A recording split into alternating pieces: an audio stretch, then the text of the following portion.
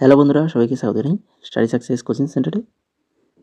বন্ধুরা, তোমরা যারা WBSSC গ্রুপ সিটি অর্থাৎ আমাদের পশ্চিমবঙ্গ স্কুল সার্ভিস কমিশনের গ্রুপ সিটির এক্সাম দেবে, তো তোমাদের জন্য আজকের খুবই একটা ইম্পর্টেন্ট টপিক নিয়ে চলে এসেছি। আগের দিন আমরা পশ্চিমবঙ্গের ভূগোল থেকে যে সকল কোশ্চেনগুলো হয়, ইম্পর্টেন্ট কোশ্চেন, সেগুলো আলোচনা করেছিলাম। যারা দেখোনি, ডেসক্রিপশানে লিঙ্ক রয়েছে, সেখান থেকে ক্লাসটা দেখে নাও। তাছাড়া আমরা অন্যান্য আরও নতুন নতুন টপিক যেগুলো অ্যাড হয়েছে সেগুলো নিয়েও ক্লাস করিয়েছি, ঠিক আছে, যার প্লেলিস্ট পেয়ে যাবে আমাদের এই ক্লাসের ডেসক্রিপশানে। আর আজকে আমরা যেটা আলোচনা করবো সেটা হচ্ছে বায়ুমণ্ডল ও মহাকাশ বিজ্ঞান। এখান থেকে কিন্তু কোশ্চেন আসে এক্সামে, বিশেষ করে আমাদের ওয়েস্ট বেঙ্গল এক্সামে তো এই ধরনের কোশ্চেন কিন্তু দেখতে পাই। প্রত্যেক এক্সামে একখানা কোশ্চেন হলেও আমরা কিন্তু দেখতে পাই এই টপিক থেকে। তো আজকে সেই মতো নিয়ে চলে এসেছি। তো ফার্স্ট কোশ্চেন আলোচনায় যাওয়ার আগে তোমাদেরকে বলি, তোমরা যারা আমাদের জিকে এবং ইংলিশ নোটস নিতে চাও, এই এক্সামের জন্য জিকে এবং ইংলিশ নোটস নিতে চাও, এটা পেয়ে যাবে মাত্র 29 টাকায়। যদি নিতে চাও তাহলে আমাদের এই হোয়াটসঅ্যাপ নাম্বারে মেসেজ করো। ডেমো দেখতে চাইলে টেলিগ্রামে চলে যাও আমাদের, ওখানে ডেমো লিঙ্ক দেওয়া রয়েছে, বা আমাকে মেসেজ করো, মেসেজ করলেও আমি ডেমো লিঙ্ক দিয়ে দেবো, ঠিক আছে। তো চলো এবার শুরু করি আজকে ক্লাসের ফার্স্ট কোশ্চেন, যেটা হ্যালির ধূমকেতু কত বছর অন্তর দেখা যায়। হ্যালির ধূমকেতু কত বছর অন্তর দেখা যায়? 56 বছর, 66 বছর, 76 বছর, না হচ্ছে 86 বছর? সঠিক অ্যান্সার কী হবে? না, সঠিক অ্যান্সার হবে অপশান নাম্বার সি, 76 বছর। প্রতি 76 বছর অন্তর হ্যালির ধূমকেতু দেখা যায়। সূর্য থেকে পৃথিবীতে আলো আসতে কত সময় লাগে? সূর্য থেকে পৃথিবীতে আলো আসতে প্রায় কত সময় লাগে? পারবে সবাই নিশ্চয়ই? সঠিক অ্যান্সার 8 মিনিট 20 সেকেন্ড, প্রায় 8 মিনিট 20 সেকেন্ড সময় লাগে। এরপরে দেখো 3 নম্বর কোশ্চেন, বায়ুমণ্ডলের কোন স্তরকে শান্ত মণ্ডল বলা হয়? বায়ুমণ্ডলের কোন স্তরকে শান্ত মণ্ডল বলা হয়? তোমরা কমেন্ট করে জানো ক্ষুব্ধ মণ্ডল কোন স্তরকে বলা হয়। ক্ষুব্ধ মণ্ডল কোন স্তরকে বলা হয়, এটা অবশ্যই কমেন্ট করে জানাও। সঠিক অ্যান্সার এটার কী হবে? শান্ত মণ্ডল, সেটা হচ্ছে স্ট্র্যাটোস্ফিয়ার। স্ট্র্যাটোস্ফিয়ারকে শান্ত মণ্ডল বলা হয়। তারপরে 4 নম্বর কোশ্চেন, জোয়ার ও ভাটার মধ্যে সময়ের ব্যবধান কত?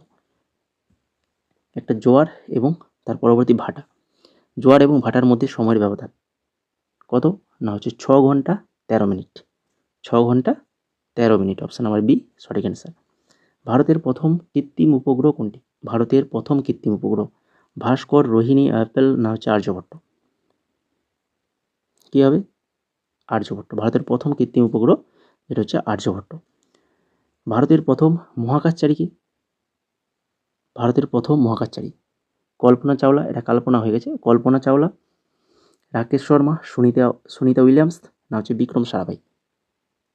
সঠিক answer option number B, Rakesh Sharma. ভারতের প্রথম মহাকাশচারীকে রাকেশ শর্মা। লাল গ্রহ কাকে বলে? শুক্র, বৃহস্পতি, মঙ্গল, শনি, কাকে বলা হয় লাল গ্রহ? সেটা হচ্ছে মঙ্গল। মঙ্গলকে বলা হয় লাল গ্রহ। তারপর ইসরো, ইসরোর সদর দপ্তর কোথায়? ইন্ডিয়ান স্পেস রিসার্চ অর্গানাইজেশন, ইসরোর সদর দপ্তর কোথায় রয়েছে? খুবই ইম্পর্টেন্ট কোশ্চেন। মুম্বাই, চেন্নাই, বেঙ্গালুরু, না হচ্ছে হায়দ্রাবাদ? সঠিক অ্যান্সার বেঙ্গালুরু। বেঙ্গালুরুতে রয়েছে ইসরোর সদর দপ্তর। এরপরে 9 নম্বর কোশ্চেন, পৃথিবীর মেরু ব্যাস ও বিষুবীয় ব্যাসের পার্থক্য প্রায় কত? পৃথিবীর মেরু ব্যাস এবং বিষুবীয় ব্যাসের মধ্যে পার্থক্য কত? 43 কেবি, অপশান নাম্বার সি সঠিক অ্যান্সার 43 কেবি। তারপর নিরক্ষরেখার মান কত? নিরক্ষরেখা মান কত? 23.5, না 0 ডিগ্রি, না 90 ডিগ্রি, না হচ্ছে 66.5 ডিগ্রি? নিরক্ষরেখার মান হচ্ছে 0 ডিগ্রি, অপশান নাম্বার বি সঠিক অ্যান্সার। তারপরে সৌরজগতের বৃহত্তম গ্রহ কোনটি? আমাদের সৌরজগতের বৃহত্তম গ্রহ কোনটা? বৃহস্পতি। বৃহস্পতি হচ্ছে সৌরজগতের বৃহত্তম গ্রহ। ক্ষুদ্রতম গ্রহ কোনটা? কমেন্ট করে জানাও। 12 নম্বর কোশ্চেন দেখো, সুমেরু বৃত্ত কত ডিগ্রি অক্ষাংশে অবস্থিত? সুমেরু বৃত্ত এটা কত ডিগ্রি অক্ষাংশে রয়েছে? 23.5, 66.5, 90, না হচ্ছে 0? সঠিক অ্যান্সার 66.5, 66.5 ডিগ্রি উত্তর, ঠিক আছে। অবশ্যই মনে রাখবে সুমেরু উত্তর, কুমেরুটা হচ্ছে দক্ষিণ। তারপরে 13 নম্বরে যাওয়ার আগে তোমরা যারা ক্লাসটাকে এখনও লাইক করোনি, তো অবশ্যই বলবো লাইক কমেন্ট শেয়ার করে ফেলো। যদি ভালো লেগে থাকে তবেই করো। আর এই ধরনের যদি ক্লাস পেতে চাও এই এক্সামের মাঝখানে কটা দিন, তাহলে অবশ্যই চ্যানেলটাকে সাবস্ক্রাইব করে রাখো এবং আমাদের টেলিগ্রামে জয়েন হয়ে যাও। ওখানে তোমরা সমস্ত কিছু আমাদের ক্লাসের আপডেট, পাশাপাশি তোমাদের এক্সাম রিলেটেড সমস্ত কিছু আপডেট এবং তোমাদের কিছু জিজ্ঞাসা থাকলে ওখানে আমাকে জিজ্ঞেস করতে পারো। তাছাড়া আমার হোয়াটসঅ্যাপ নাম্বার রয়েছে, এখানেও তোমরা আমাকে জিজ্ঞেস করতে পারো মেসেজে। ঠিক আছে? 13 নম্বর কোশ্চেন দেখো কী রয়েছে, বায়ুমণ্ডলে কোন স্তরে বেতার তরঙ্গ প্রতিফলিত হয়? বায়ুমণ্ডলে কোন স্তরে বেতার তরঙ্গ প্রতিফলিত হয়? ট্রপোস্ফিয়ার, স্ট্র্যাটোস্ফিয়ার, মেসোস্ফিয়ার না হচ্ছে আয়নোস্ফিয়ার? কোনটা হবে? সঠিক answer option number D, ionosphere. আয়নোস্ফিয়ারে বেতার তরঙ্গ প্রতিফলিত হয়। বায়ুর গতিবেগ মাপা যন্ত্রের নাম কি?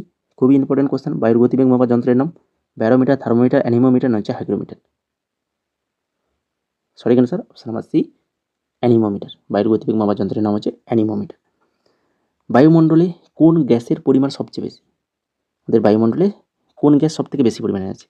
অক্সিজেন, কার্বন ডাইঅক্সাইড, নাইট্রোজেন না হচ্ছে আর্গন? কী হবে? নাইট্রোজেন। নাইট্রোজেন সব থেকে বেশি পরিমাণে আছে। অনেকে ভুল করে অক্সিজেন বা কার্বন ডাইঅক্সাইড এরকম অ্যান্সার করে দিয়ে আসে। ঠিক আছে, নাইট্রোজেন হয়ে যাবে সঠিক অ্যান্সার। তো অনেকের কাছে কোশ্চেনগুলো সহজ মনে হচ্ছে, যারা দীর্ঘদিন ধরে কম্পিটিটিভ এক্সামের জন্য প্রিপারেশান নিচ্ছে তাদের কাছে এগুলো সহজ মনে হবে। ঠিক আছে, কিন্তু তোমরা দেখবে এই ধরনেরই যদি কোশ্চেন আসে তো এরই মধ্যে থেকে এই ধরনের কোশ্চেনগুলোই আসবে, এই টপিকের উপর বলছি, আদার্স টপিক নয়, এটার কথা বলছি। তাছাড়া দেখো সহজ কোশ্চেন অ্যান্সার বেশি ভুল হয়, তাড়াহুড়ো করে অনেক সময় দেখবে যেটা সহজ কোশ্চেন, সহজ অ্যান্সার তুমি জানো তা সত্ত্বেও সেটা ভুল হয়ে যায়। আর বিশেষ করে যে ওএমআর গোল করা, এক্ষেত্রে তো অনেক রকমই তাড়াহুড়ো করলেই কিন্তু অনেক কিছু হতে পারে। তুমি কোশ্চেনে উত্তর দাগ দিয়েছো বি, কিন্তু সেখানে গোল করে ফেলেছো সি, ওগুলো হয়ে যায়। এই জন্য বলছি সময় অনেকটা দিয়েছে তোমাদের,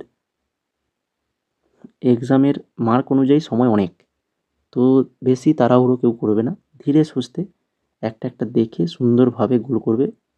গোল করার আগে 2-3বার দেখবে, দেখে গোল করবে, তাড়াহুড়ো করার কোনো প্রয়োজন নেই। এইটা কিন্তু মাথায় রাখবে সবসময়। তো বলো এটার অ্যান্সার 16 নম্বর, মহাবিষুব। মহাবিষুব সাধারণত কবে হয় বলো দেখি? মহাবিষুব তো এটা হয়ে থাকে হচ্ছে 21শে মার্চ। কবে? 21শে মার্চ হয়। তারপরে জেট বিমান প্রধানত বায়ুমণ্ডলে কোন স্তর দিয়ে চলাচল করে? জেট বিমান এটা বায়ুমণ্ডলের কোন স্তর দিয়ে চলাচল করে? এটা চলাচল করে হচ্ছে স্ট্র্যাটোস্ফিয়ার। স্ট্র্যাটোস্ফিয়ারের মধ্যে দিয়ে জেট বিমানগুলো চলাচল করে, শান্তমণ্ডলের মধ্যে দিয়ে। নিচের কোনটি একটি green house gas? Nitrogen, oxygen, carbon dioxide, hydrogen? Green house gas যেটা হচ্ছে carbon dioxide. Option number C সঠিক অ্যান্সার। তারপরে বায়ুমণ্ডলের কোন স্তরকে ক্ষুব্ধ মণ্ডল বলে? বলো, যেটা আমি কমেন্ট করতে বলেছিলাম, আশা করি তোমরা করে ফেলেছো। তো দেখো উত্তরটা মিলিয়ে ঠিক হচ্ছে কিনা। সেটা হচ্ছে ট্রপোস্ফিয়ার। ট্রপোস্ফিয়ারকে বলা হয় ক্ষুব্ধ মণ্ডল। কেন? এখানে ঝড় বৃষ্টি মানে এইরকমই যে প্রাকৃতিক যে ঘটনাগুলো সেগুলো হয়ে থাকে, এই জন্য একে ক্ষুব্ধ মণ্ডল বলা হয়। তারপরে দেখো উত্তর গোলার্ধের দীর্ঘতম রাত্রি কবে হয়? উত্তর গোলার্ধের দীর্ঘতম রাত্রি কবে? 21শে মার্চ, 22শে ডিসেম্বর, 23শে সেপ্টেম্বর না হচ্ছে 21শে জুন? উত্তর গোলার্ধের দীর্ঘতম রাত্রি যেটা সেটা হচ্ছে 22শে ডিসেম্বর, সব থেকে বড় রাত। মেরুপ্রভা সাধারণত কোন স্তরে দেখা যায়? মেরুপ্রভা বা অরোরা, এভাবে কোশ্চেন আসতে পারে। অরোরা কোন স্তরে দেখা যায়? এটা দেখা যায় হচ্ছে থার্মোস্ফিয়ার। থার্মোস্ফিয়ারে দেখা যায়। তারপরে আন্তর্জাতিক তারিখ রেখা কোন দ্রাঘিমায় অবস্থিত?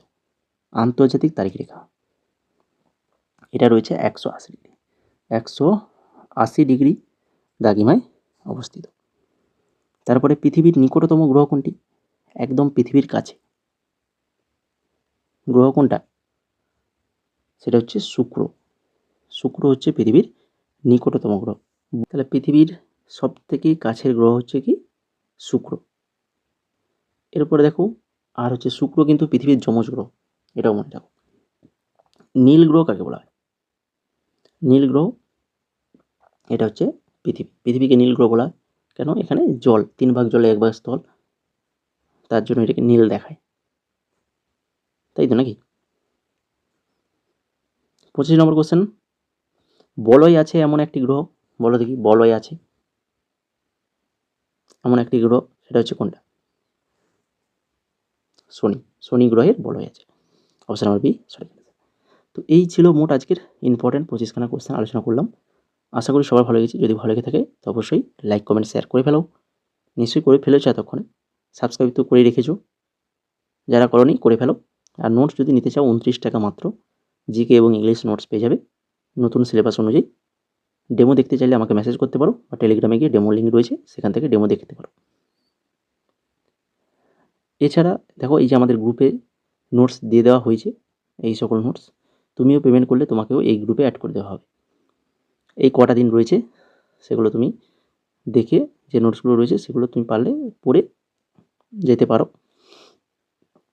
এছাড়া আরও যে সকল সেন্ট্রাল গভর্নমেন্ট এক্সাম হয়ে থাকে, MTS, steno, CHSL, CGL, NTPC, RRB NTPC, SSC GD, phase 13, CGL, CPO, তো এই সকল এক্সামেরও পিডিএফ আমাদের কাছে খুবই স্বল্প প্রাইসে পেয়ে যাবে।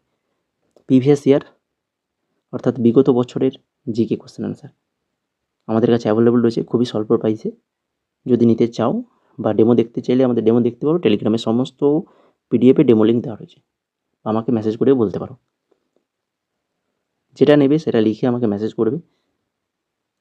কারেন্ট অ্যাফেয়ার্স 2025 ফুল কারেন্ট অ্যাফেয়ার্স পাবে মাত্র 21 টাকায়। যদি কেউ নিতে চাও, আমাদের এই হোয়াটসঅ্যাপ নাম্বার রয়েছে, এই হোয়াটসঅ্যাপ নাম্বারে আমাকে মেসেজ করো।